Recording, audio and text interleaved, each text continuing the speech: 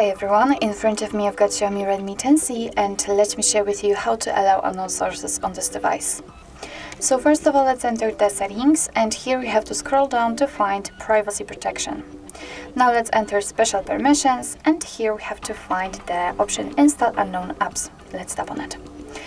And as you can see here, we've got the list of apps which are allowed or not allowed to install some content. And of course, you can change it. So let me pick, for example, Chrome. Let's tap on it and tap on the switcher right here. And as you can see, immediately actually, we've got this warning, which means that you do it on your own responsibility, because some third-party apps aren't verified by the developer, so you may put your data and your whole device at risk. So remember about that and simply tick this option that you're aware of the possible risks. And now let's tap on OK.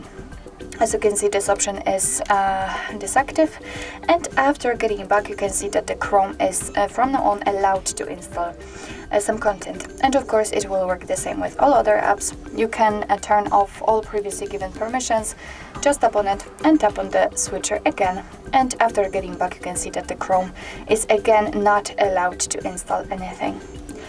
So actually this is it. This is how to allow unknown sources in your Xiaomi Redmi 10C.